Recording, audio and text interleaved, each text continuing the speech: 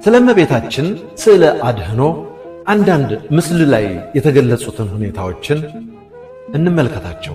ውድ ተከታታዮች ልታስተውሉት የሚገባው እጅግ በሚስጥር ከተሞላው የእመቤታችን ስዕለ አድኅኖ እኔም እናንተም በጥቂቱ እናውቅ ዘንድ በማሳጠር ባጭር አማርኛ ያነበቡትና ሌሎች ትርጓሜዎችም ያሉት መሆኑን ልትረዱት ይገባል። በተጨማሪም ቀስት ከቀስት ለይታችሁ ተመልከቱት። ሀሌታ ውሃ የሚለው አክሊለ ብርሃን ሲሆን ይህም በሁሉም ቅዱሳን አናት ላይ ተደርጎ የሚቀመጥ ሲሆን ቅዱስነታቸውን መንፈስ ቅዱስ ያደረባቸው መሆኑን ያመለክታል። የሚነግረን እመቤታችን ከውስጥ የምትለብሰው ቀይ ልብስ አረጋዊ ስምዖን በነፍስሽ ሰይፍ ያልፋል እንዳላት ጌታን ከጸነሰች ጀምሮ ከእርሱ ጋርም የደረሰባትን ሐዘን፣ ጭንቁን፣ መከራዋን ሁሉ የሚያመለክት ሲሆን አንድም እሳተ መለኮትን በውስጧ የተሸከመች መሆኗን ያመለክታል። ሐመር ውሃ ላይ የምናገኘው በእመቤታችን በስተቀኝ ትከሻዋ ላይ ያለው ኮከብ ጊዜ ወሊድ ድንግል መሆኗን ያመለክታል። ስንመለከት የጌታ ሁለቱ ጣቶች ሁለቱን የጌታ ልደታት ማለትም አንደኛ ቅድመ ዓለም ካብ ያለ እናት፣ ሁለት ድኅረ ዓለም ያለ አባት ከእመቤታችን ከቅድስት ድንግል ማርያም መወለዱን ያመለክታል። እንመልከት። እመቤታችን በእጇ የምትይዘው መሐረብ ወይም ሰበን ለቶማስ የሰጠችውንና አባቶች በእጅ መስቀላቸው ላይ የሚይዙት የሰበኗ ምሳሌ ነው። እንመልከት። እመቤታችን ከላይ የምትለብሰው ሰማያዊ ልብስ አንድም እንደ ሰማያውያን በፍጹም ቅድስና የተገኘችና አንድም ሰማይና ምድር የማይወስኑትን አምላክ በማኅፀኗ የተሸከመች ዳግሚት ሰማይ መሆኗን ያመለክታል። እንመልከት። እመቤታችን ሁለቱ ጣት በነፍስም በሥጋም በሁለት ወገን ድንግል ወይም ድንግል በክልኤ መሆኗን ያመለክታል። ስናይ ከእመቤታችን ከራስ ላይ ያለው ኮከብ ቅድመ ወሊድ ድንግል መሆኗን ሲያመለክት፣ በተመሳሳይ ጌታ በተቀመጠበት በስተግራው አቅጣጫ ትከሻዋ ላይ በማይታይ ከውስጥ አንድ ኮከብ አለ። እርሱም ድኅረ ወሊድ ድንግል መሆኗን ያመለክታል። እንመልከት። በእመቤታችን ራስ ላይ ያለው ዘውድ አባቷ ዳዊት የወርቅ ልብሷን ተጎናጽፋና ተሸፋፍና ንግሥቲቱ በቀኝህ ትቆማለች እንዳለ ጌታን በመውለዷ የሰማይም የምድርም ንግሥት መሆኗን ያመለክታል። በላይ ያለውን አተኩረን እንመልከት። በእመቤታችን በልብሶቿ ላይ ያለው የወርቅ መጎናጸፊያ ቀድሞ በብሉይ ታቦተ ጽዮን በወርቅ ተለብጦ እንደነበረ አማናዊት ታቦት እመቤታችን በንጽሕናና በቅድስና ያጌጠች የተለበጠች መሆኗን ያመለክታል። እንመልከተው። በጌታ እጁ ላይ ያለው መጽሐፍ ጌታ እየዞረ ያስተማረው የወንጌል ምሳሌ አንድም ቸር እውነተኛ መምህርም እርሱ መሆኑን የሚያመለክት ነው።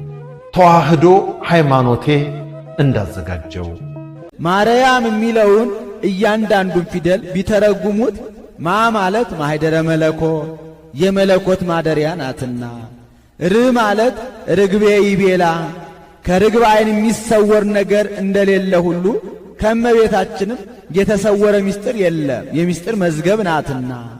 ያ ማለት ያንቃዱ ሀቤኪ ማለት ነው። ፍጥረት ሁሉ አማልጅን እያሉ ወደ እሷ ያንጋጥጣሉና። ማለት ምስአሎ ምስጋድ ማለት ነው። የሥላሴ የአምልኮታቸው ምስክር ሆናለችና። አንድም ማርያም የሚለውን ለሁለት ከፍለው ይተረጉሙታል። ማር በዚህ ዓለም በጣዕሙና በፈዋሽነቱ ተወዳዳሪ የሌለው የሰው ልጆች ምግብ ነው። ያም በላይ በሰማይ በመዓዛው ተወዳዳሪ የሌለው ምግበ ነፍስ ነው። ከፍጥረታት መካከል እመቤታችን በጣዕመ ጸጋዋና በመዓዛ ቅድስናዋ ተወዳዳሪ የሌላት ብቸኛ ፍጥረት ናትና። አንድም እመቤታችን የመላእክት የሰው ልጆች መጽናኛ መዳኛ፣ የሥጋም የነፍስ መጠጊያ ናትና። አንድም ማርያም ማለት እመውሁዳን ማለት ነው። አብርሃም ማለት አበውሁዳን ማለት እንደሆነ ይህንንስ በዕብራይስጥ ማርያም ይለዋል ብሎ ማርያም ማለት እመብዙሃን ማለት ነው። አብርሃም ማለት አበብዙሃን ማለት እንደሆነ የ15 ዓመት ልጅ ናት። መንገድ ሄዳ አታውቅም፣ ሀገር አታውቅም። ሴት ናት፣ ልጅ ናት። በ15 ዓመቷ ልጅ አዝለሽ ግብጽ ሂጂ። እንዴት ያለ መከራ ነው እናንተ! ወደማታውቀው ሀገር መንገድ ሂዳ የማታውቅ ልጅ፣ የአንድ ልጅ እናት አባት የሌላት ወደማታውቀው ሀገር በምንድን ነው የምትሄደው? መኪና የለም፣ ፈረስ የለም፣ በቅሎ የለም፣ ሰረገላ የለም፣ በአህያ ለዚያውም በእስራኤል የክረምት ወራት በረዶ በበዛበት ሄዳስ ግብጽ የምታርፈው ወማን ቤት ነው? የትም ማረፊያ የሌላት። ለዚህ እኮ ነው ሊቁ እናቴ አንቺን ግብጽ ስትሄጂ ዓለም እንደጠበበሽ ሁሉ የኔ እናት እኔን ይጥበበኝ አላት ሊቁ። እኔን ዓለም ይጥበበኝ አንቺን እንደጠበበሽ ብሎ ያለቀሰላት ለዚህ ነበረ። እንዲህ ብላ ተቸግራ ሄደች። እሺ 700 ኪሎ ሜትርን በእግርሽ ሂጂ። እሺ እማን ቤት ነው የማርፈው? መንገድ ላይ ሴት ነው የማርፈው? የለም። የወለድሽው ልጅ ዓለምን የሚያጠግብ ነው፣ ግን ደግሞ እንጀራ ትለምናለች። የወለድሽው ልጅ ለዓለም ሁሉ የሕይወት ውሃ ነው፣ ውሃ ይጠማታል። በእግሯ ትሄዳለች፣ አውሬ ያስደነግጣታል። ኢትዮጵያን ደግሞ ዙራ ተንከራታ ግብጽ አርፋ ደግሞ ነይ ኢየሩሳሌም ሂጂ። እሺ ተመልሳ መጣች። ደግሞ ያንን ለፍታ ያሳደገችው ልጇን ደግሞ ልንሰቅልብሽ ነው ተባለ። አዝላ ግብጽ ድረስ የተንከረተተችለትን ልጇን ፊት ለፊት አይኗ እያየ ክንድ ሙሉ ችንካር ገብቶበት ተመለከተች። በጦር ተወግቶ አየችው፣ ደምቶ አየችው። ይህንን ሁሉ ስቃይ አይኗ እያየ የተቀበለች ነው። ግን ደግሞ በዚያው አይኗ ደግሞ ተነስቶ አየችው፣ አርጎ አየችው። እኛ እኮ አንድ ኒኩለር ተፈራርተው ነው ዓለም ያለው። እሷ በቅጽበት ውስጥ ስንት ማለት ነው? 100 ሚሊዮን ኒኩለር ቦምብ ማለት ነው። እግዚአብሔር ጠብቆን እንጂ የ6 ሴኮንዶ ኃይሏን ብትለቅ የምድር ውቅያኖስ ሁሉ ይተናል። በ6 ሴኮንድ ውስጥ 3 ደቂቃ ውስጥ ኃይሏን ብትለቅ የምድር ክረስቴ ቅርፍቶ ወደ ላይ ነው ድብልቅልቁ የሚወጣው። እግዚአብሔር ባወቀ ምንን አራቀ? ሰማይን አራቀ። አሁን ወደ እመቤታችን ነው ያንተውት። ፀሐይ በዚህ ደረጃ አስፈሪ አስደንጋጭ ኃይል ካላት ድንግል ማርያም እናታችን ፀሐይን ሳይሆን የፀሐይን ፈጣሪ ተሸከመች፣ አልተቃጠለችም። ክብር ይግባት። አቤት ክብሯ! በጣም እኮ ይደንቃል። የፀሐይን ፈጣሪ ነው የተሸከመችው፣ ግን አልተቃጠለችም። እምነ ፀሐይ የአቢ ብርሃና ይላል ያሬድ። ለዚህ ነው ብርሃኗ አለ ከፀሐይ ብርሃን ይበልጣል። አንቀጸ አድኅኖ አልባቲ ሙስና፣ ነውር ነቀፋ የሌለባት የድህነት ደጃፍ ናት። በክብሮ በስባት ስርጉስና፣ ውበቷ ደምግባቷ ያማረ ያጌጠ የተዋበ የተሸለመ ነው። አማን በአማን መሶብ ዘመና፣ እውነት በእውነት አለ መና ክርስቶስን የተሸከመች መሶበ ወርቋ ፀሐይዋ ጨረቃዋ ድንግል ማርያም ናት። ክብር ይግባት። አቤት በጣም ይደንቃል። የእመቤታችንን ስዕል ስትመለከቱ ትኩረታችሁን የሚስበው ምንድን ነው? ሁለት ልብ መጎናጸፊያ ሰማያዊ ከላይ ከውስጥ ቀይ ትለብሳለች አይደል? ቀይ ምንድን ነው? በእስራኤል ደናግል ቀይ ግምጃን ይለብሳሉ። እናቶች ደግሞ ሰማያዊ መጎናጸፊያ።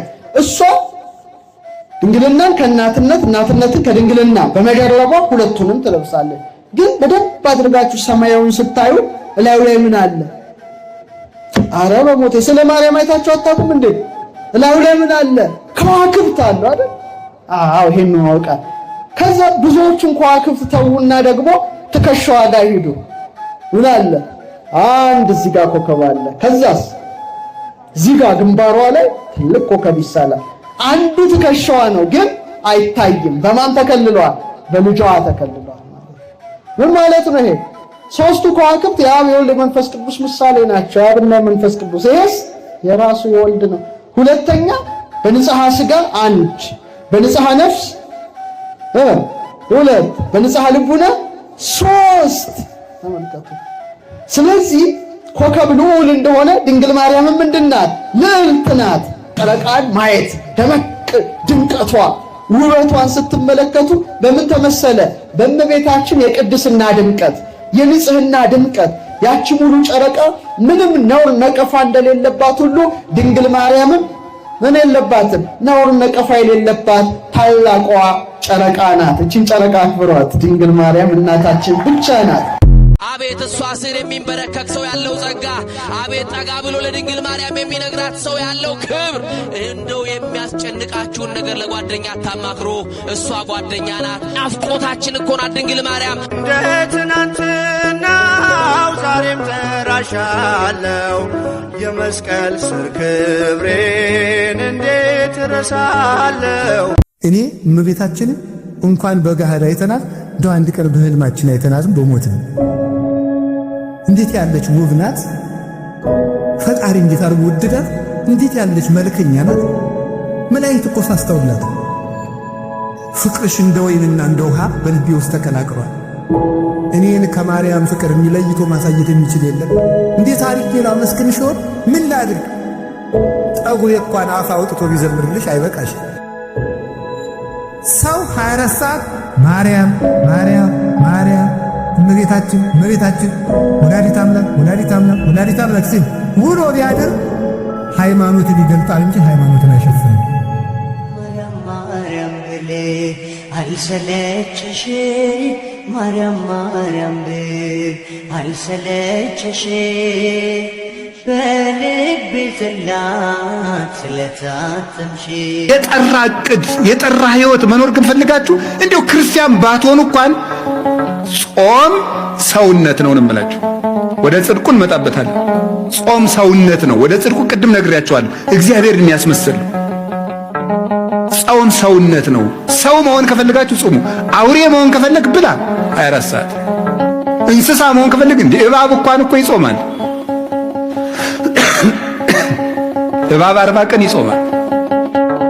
በቀን 3 ጊዜ የሚበላ ሰው እንስሳ ነው። በቀን 2 ጊዜ የሚበላ ሰው ሰው ነው። በቀን 1 ጊዜ የሚበላ ሰው ደግሞ መልአክ ነው ይላል። ይኸው እግዚአብሔር ሰዎች አሁን ሰው መብልን እየቀነሰ ሲሄድ መልአካዊ ባህሪውን የሚሰለጥነው የሚያቅደው ነገር የሚያምር ሰው የማይጎዳ ሀገር የሚጠቅም ራሱን የሚያሳድግ አይምሮ ሁሉ ደብዛዛ አይደለም፣ ስል ነው፣ የተሳለ ነው። አሁን እኮ ይገርማል። ሰው ማሰብ ስላቆመ ክሪቲካል ቲንኪንግ ስልጠና ይባላል። ምኑን ያስበዋል? ሰው 24 ሰዓት እየበላ ሰጥሟል እኮ። እንዴት አድርጎ ያስብ? አሁን እኮ ማሰብ አቁመን እኮ ነው ራሱ እየተበላለን ያለው። እንድናስብ ራሱ መጾም አለብን። አይምሮአችን እየበላ ማሰብ አይችልም ነው የምላችሁ። እኔ እውነቴን ነው። ሐኪምም ካለ እዚህ መጥቶ መከራከር ይችላል። ሰው ዝም ብሎ እየበላ ቁጭ የሚል ከሆነ ማሰብ አይችልም። ደሙ ያለ መጠን ይመላል። የደም ዝውውር የሞቀ ነው። እንደዚያ ባለ ቁጥር ደግሞ ዝሙት ይሰለጥንበታል። የሚያስበው ምኞቱን ብቻ ነው። ትክክለኛ ሐሳብ ማሰብ አይችልም። እንዲገርም በደፈረሰ ውሃ ፊትን ማየት ይቻላል እንዴ? አይቻልም እኮ። ውሃው እኮ ሲጠራ ነው። እኛ እኮ አሁን ደፍርሰናል። መብላት መብላት መብላት መብላት ደፍራሳ ጭንቅላት ነው ያለ እና የምናስበው ነገር ሁሉ ደፍራሳ ነው። ስለዚህ እግዚአብሔር ሰዎች ጾም ምንድነው ከተባሉ የሰው ክብር ሰውነት ነው።